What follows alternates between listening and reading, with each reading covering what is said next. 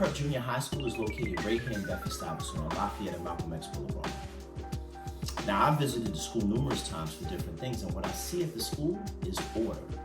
What I see at the school is inspiration. What I see at the school is teachers and administrators that love their student body. That attitude starts right at the top with Principal Anne Marie Malcolm. Principal Malcolm is an amazing person. I can't tell you enough about this woman's character and strength. But you can see it for yourself in the eyes and the smiles of her student body at Madiba Prep. It's important that we have discussions with educators about this transition from brick and mortar education to virtual education, because it's not easy on anybody. It's not easy on the teachers, it's not easy on the parents, and it's not easy on the students. Principal Malcolm is the perfect person to have this conversation with. I present to you Anne Marie Malcolm. Enjoy. Okay. So I am Anne Marie Malcolm, the principal of Madiba Prep Middle School, School of Social Justice and Innovation, located in Bedford-Stuyvesant, Brooklyn. So, Principal Malcolm, as you know, I'm a DOE vendor. I do workshops in various schools. The Wednesday before the shutdown, I did a creative writing. I have a creative writing workshop in East New York, and we spent the hour that I spent with the kids talking about COVID-19. And at the time, it still was kind of like very blasé would be the word. Like people, like the kids were like, yeah, I heard this and that, and they were spewing all these weird facts, these fake facts about the disease. And, you know, it was kind of blasé.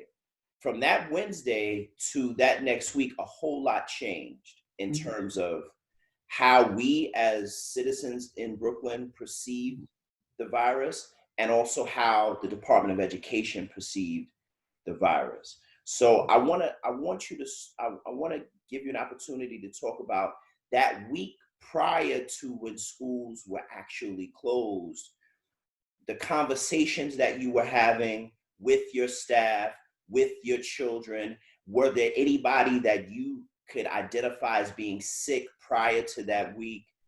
You know, those sort of things. So it's funny that you go back to that week, because one of the things about Madiba that we started the year before was international travel.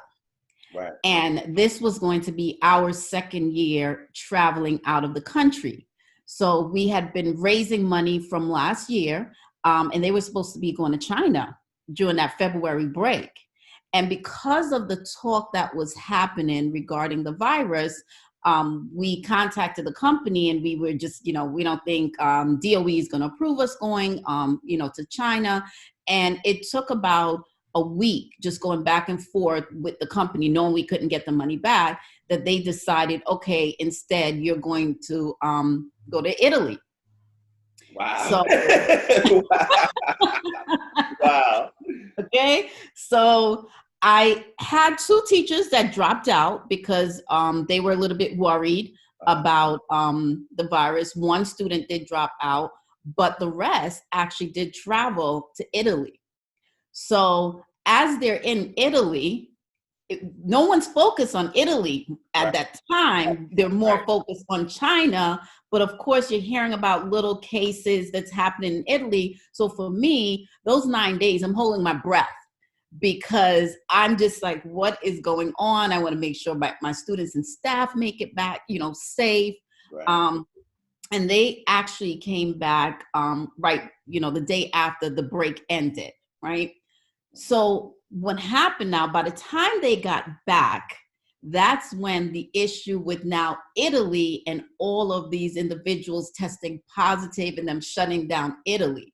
So it became sort of a heightened fear within the building, because now you have other teachers saying, well, we don't know if those teachers that travel are exposed. We don't know if the students are exposed. So I literally spent entire week just sort of doing that whole social emotional, trying to calm everyone's fear about it. But I also, as the school leader, I didn't have enough information about the virus. I didn't really know what are my next steps. But I was just told, if no one has, stated that they're feeling sick, just watch and see if anyone's coughing, if they have a temperature. So if I had a student who traveled and didn't come to school, I was on the phone to that parent, like, why they sick? Do they have a temperature? Are they coughing? And it was really, 2 weeks of 14 days of just hopefully everything is okay, like holding your breath. So we did not, have any cases as far as just, within the building of our students. So, I was thanking God that they came back healthy. The hardest piece about it was that teachers were still nervous. So I decided, which I don't have to do, I decided that I was going to go into the budget. We bought cans of Lysol, wipes, tissue, and hand sanitizer, and gave all of that to every single teacher in every single classroom. We spoke to the students just about when they go into the bathroom, washing their hands. I made everything available for the students, just for safety precaution of them. Now, the week before they decided to shut down, the school, it wasn't something that I expected. I didn't really expect that it was going to happen. You were hearing about other schools shutting down, but to go home on a Friday and then be told school is shut down, teachers and admin are to come in, but the students are not going to come in, I knew that that was the right thing, but I also felt that we were not prepared for that, and our students weren't prepared for that. When they left us on that Friday, they didn't know that was going to be their last time seeing us, right? And one of the things I pride myself on is every morning when my students come in, I'm standing at the door saying good morning. And every day when they leave, I'm standing at the door telling them, have a great weekend, have a great, day. I didn't really get the opportunity to meet with them and just talk about what was coming for that Monday. Yeah. Right? Yeah. And so that's one of the things that I don't think people understand that. And that's why I'm so glad that we're having this conversation, because like when that Friday happened, we didn't know that by Monday the schools would be closed. No. There was a lot happening. The NBA canceled their season on that Thursday. Assemblyman Charles Barron announced he tested positive that Friday night. And from there, things would happen so suddenly. And throughout it all, I don't think adults give enough attention to how this played out for our children. Children, they enjoy the regiment of school. Yes. They know they have to get up Monday through Friday. They see their friends. They go to class. Even the bad kids enjoy the regiment of school. Absolutely. So it was kind of taken from them, like the carpet pulled from under them, with no real kind of end in sight. Right. Do you talk about the way in which you prepared your educators to actually provide homeschooling to the kids, and then talk about your interaction or your staff's current interaction with your student body. Do your teachers talk to their students, and what are the conversations? What are the feedback? How is Madiba Prep as an institution keeping their hands on their community? So this is a learning curve for everyone, even myself. We talk about Zoom, and we're using Zoom right now.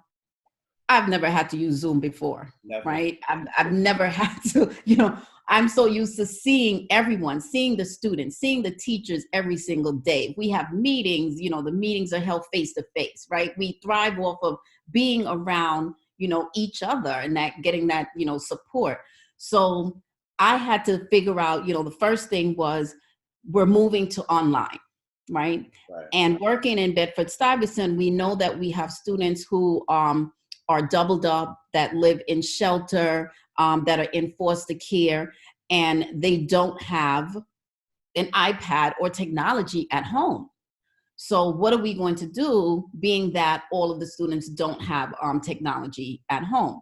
Now, it was advised that we sort of lend out our computers to the students. Now, me being, transparent, I had to write grants every year, right? You have to write grants to get technology, to get computers, to get, smart boards. And is that fair? Absolutely not. It's not fair that principals have to sit down and write just to have basic things that every single school should have.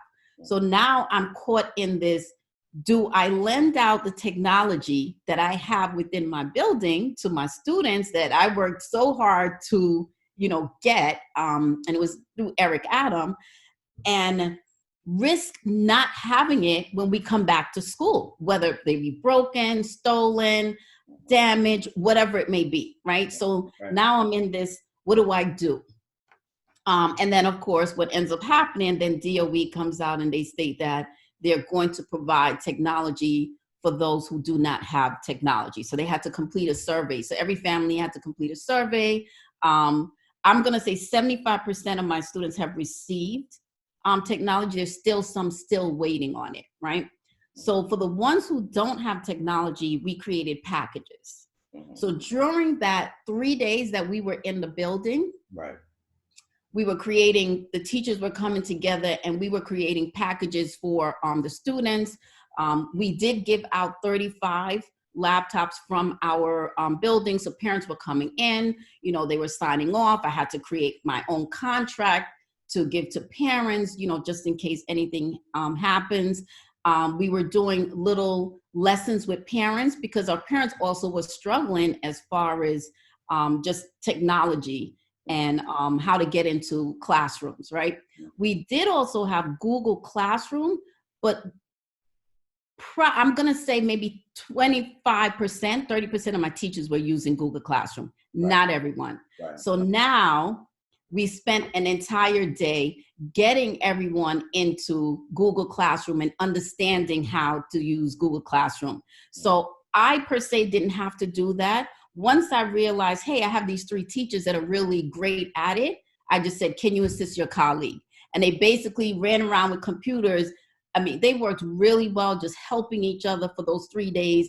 And what can we get done so that we'll be able to be successful that following week with the students? You asked about, do we speak to our students every day? Yes. Well, first of all, we had to find all our students. and that was a task because guess what? We have emails, right? You have email address for every single parent, but some of the challenges that we end up having was phone numbers were disconnected or they weren't responding to the email, right? And I had to speak to my parent coordinator and say, listen, yes, we are at home and we're working from home, but we're also getting paid, right? And if you think about all of the other individuals, we don't know what their job is. They probably could have gotten laid off. If you get laid off, what ends up happening? You can't pay for certain bills. Right? So you're not thinking about your phone bill, so that might be the first thing to go. So we spent the last month just getting in contact with every single, doing our due diligence, having our school aides, teachers, making phone calls every day. I had where I was meeting with my teachers through Microsoft Teams twice a week. So every Monday we would meet, every Thursday we would meet, and we would discuss our students and how they're doing.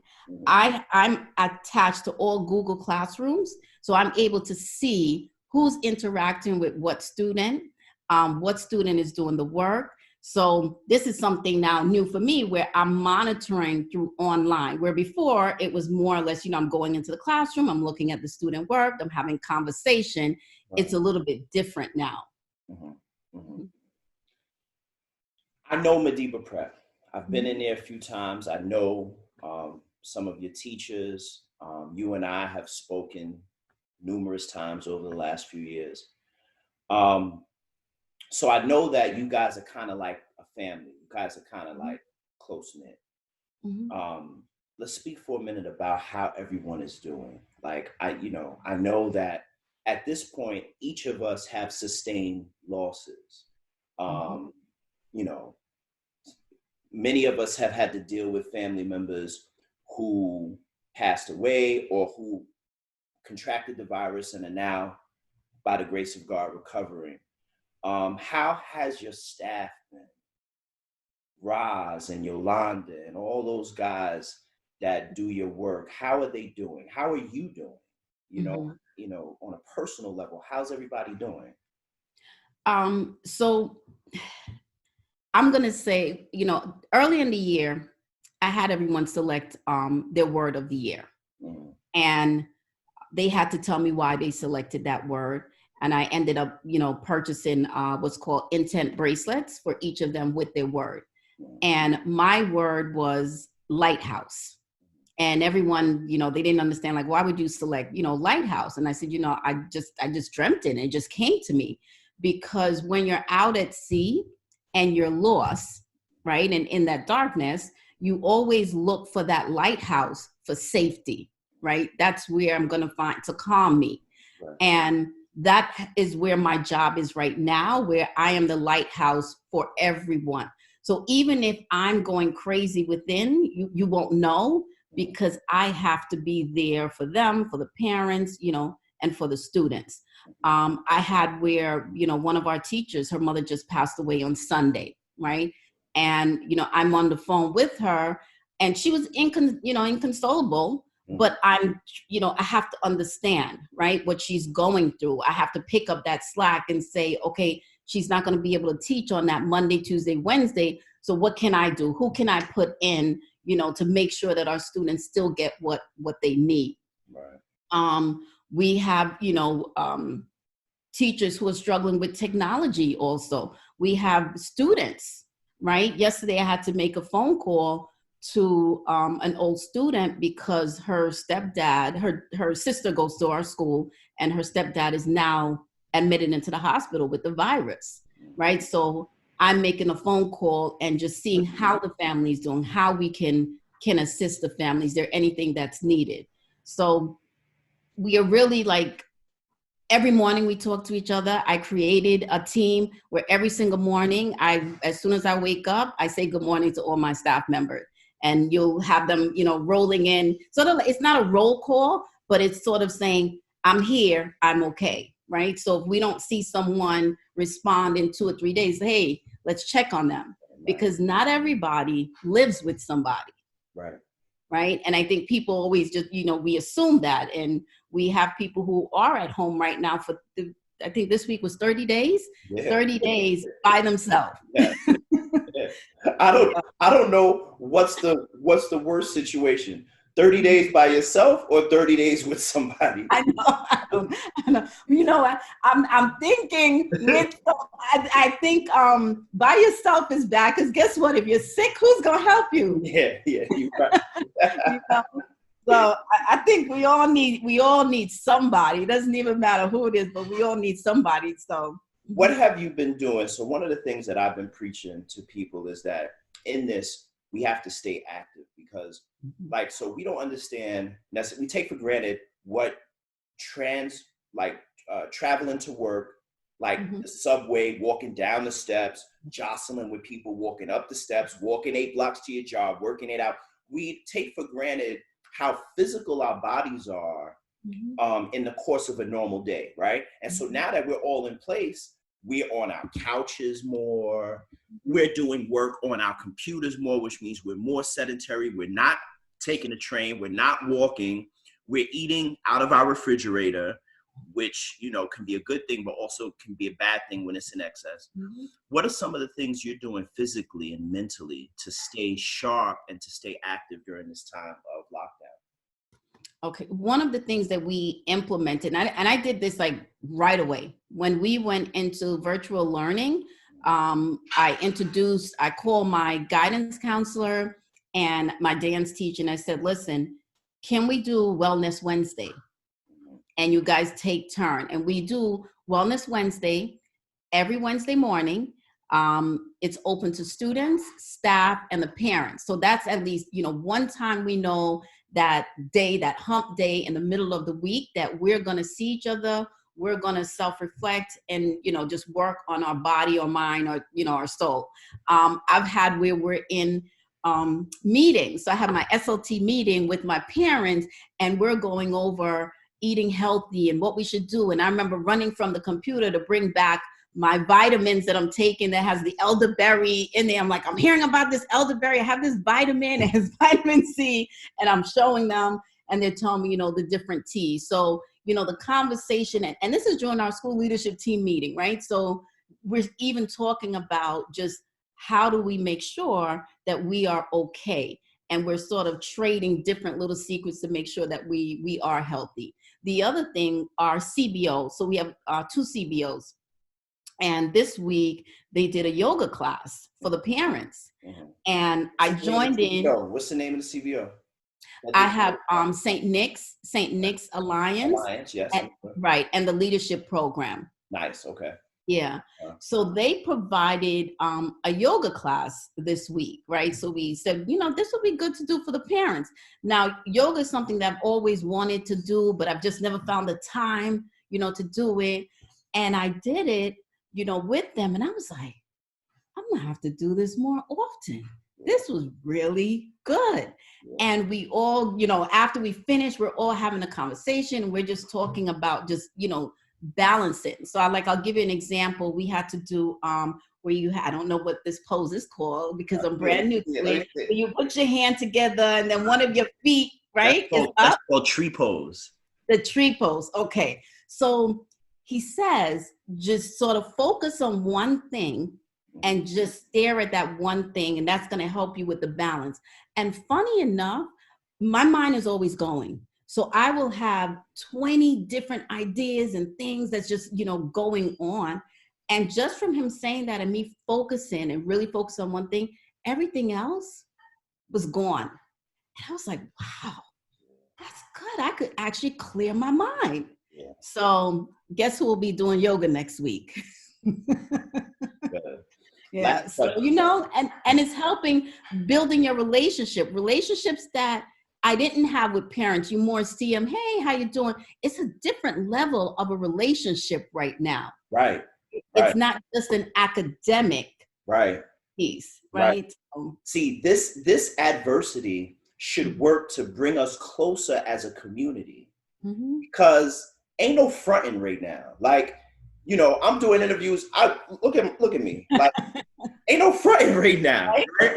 So if we're at this level of transparency with one another, it should really work to bring us closer. Yeah. The last question I have is, we've heard the back and forth. De Blasio said schools are closed for the rest of the year. Cuomo said, hold on, not so fast. There's all these dates that at this point I'm not even listening to anymore. May 15th, May 1st, June 1st. Beaches are closed for the summer. Beaches are not closed for the summer.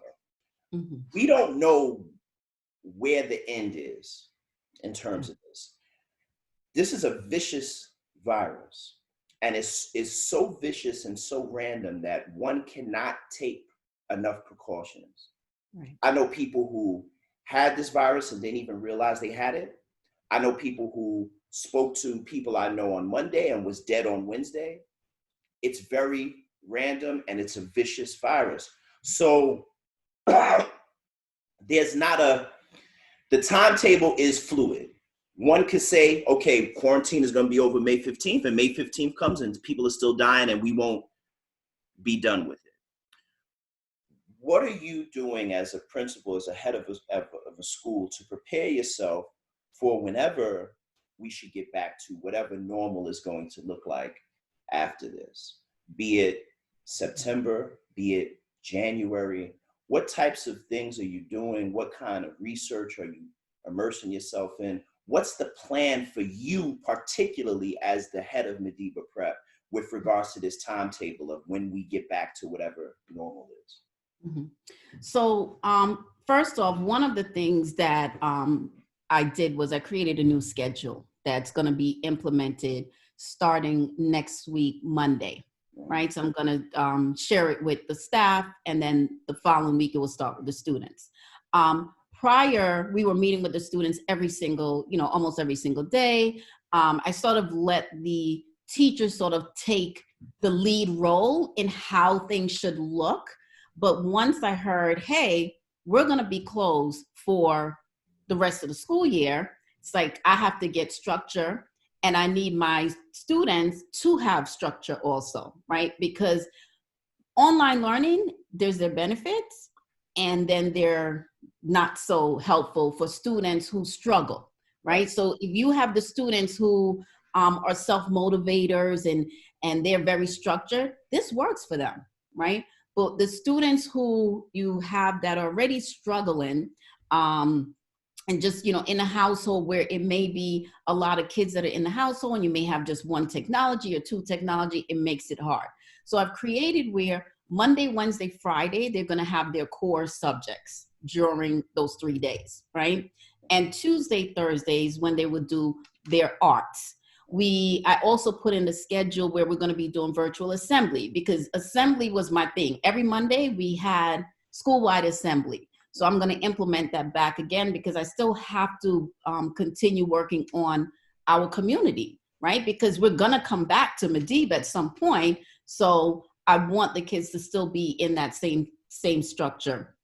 We have what's called Power Hour, right? Because think about the kids who have IEPs, our ENL students that are struggling. So our Power Hour is sort of like our tutoring time, or tutoring hour for our students that may need help. Because just because a teacher is standing in front of you in technology doesn't mean that they grasp the concept, right? So we're going to have that also implemented for the students. Meeting with my school leadership team, we already selected a date for the prom and graduation, right? Because I believe that my kids should still have prom and graduation, right? They worked hard.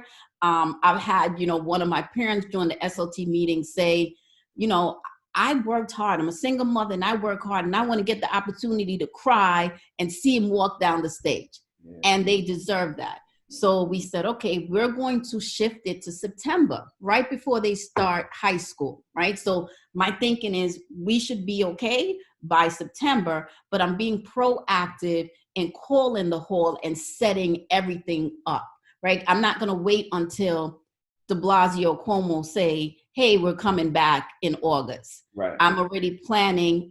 We were going to do a summer academy bridge for our incoming sixth graders from fifth grade. Now I'm having a conversation on how can we still have that, but have it online, right? Just in case. So we are planning, whether it be we're still going to be out of school or whether we go back into the building. Right. So I'm doing like the shift. Right. The pivot. Yes. So that's why I wanted to talk to you, is because I know that you are a thinking person with regards to how things are going to play out, not just today, but tomorrow. And that's awesome, because listen, you could book the hall now, and if things change, you can change it but it's good to plant now so that we can harvest later. So yeah. And we're still doing like our yearbook, right? So we still have the yearbook. We're still taking pictures. We still have our yearbook committee with our students, on it, because they've lost a lot, right? Especially your 8th graders, your 12th graders, people who are graduating from college. Yeah. What we are used to is a big celebration, right? Because they work really hard. And then we also have kids who, that social emotional piece of being around friends and going to school is really important for them. Even my 4-year-old goes to Little Sun People. This is her last year at Little Sun People. Wow. She's going into kindergarten next year. She may never go, she's not going back to LSP. And so it's like, for her, it was already bothersome about, like, in her mind, she's like, I got to go to big girl school next year. But now she's not even able to have closure with Little Sun People in the way that she should. or that transition time, Right, right? Because right, before they move on, the teachers sort of work with them and right. talk to them about what it's going to be like when you get to the next school, and you build it up for them where they're excited and ready to go. Now it's like, wow, what their comfort that they were used to. It's totally gone. And so even when we go back to school for her, for my baby, it's going to be tough because she's now going to go in something totally unfamiliar, you know, and it's going to be like a shock to her that she's going to have to adapt to. What I'm hoping is that there'll be some other kids from her 4 years class that transition with her into her kindergarten. So at least they can cling together and then work through this stuff together. But by no means is this easy on our children. No, not at all. You know. Yeah. And then each is different. I say to people, my two youngest son, I have one that he's loving it. Right. He loves it because he's not that he's antisocial, but he's okay with being, on the computer and getting his work done. And he's just that straight A. Where I have my other son, it's like my world just came crashing down. I need my friends. I need to see people. I need to be outside. I need to be moving. Right. So right. It's affecting everyone differently. Yeah. Listen, I appreciate this. We had a great conversation.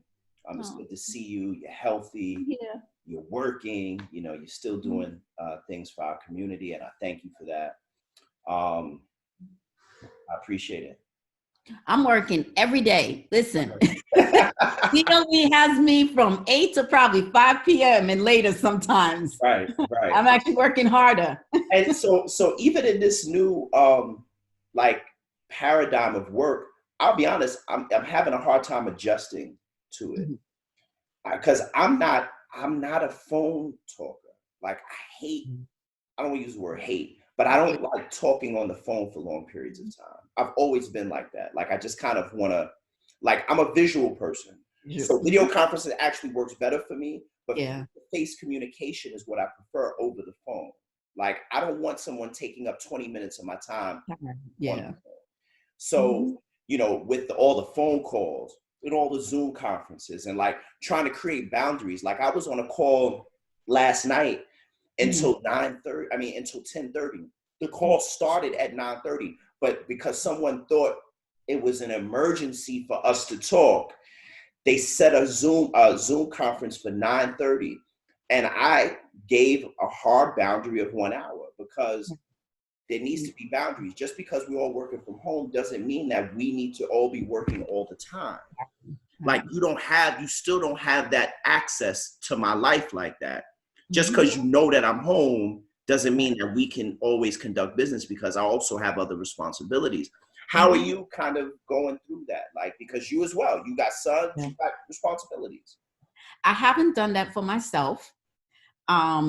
You may find that I'm sending emails at 9 o'clock or at 10 o'clock. But I have done it for my teachers, right? So I know what time their day ends. So I'm not going to pick up the phone and call them because they also need time with their own family. And they're also going through a lot with people that they know who have passed or may have, be sick.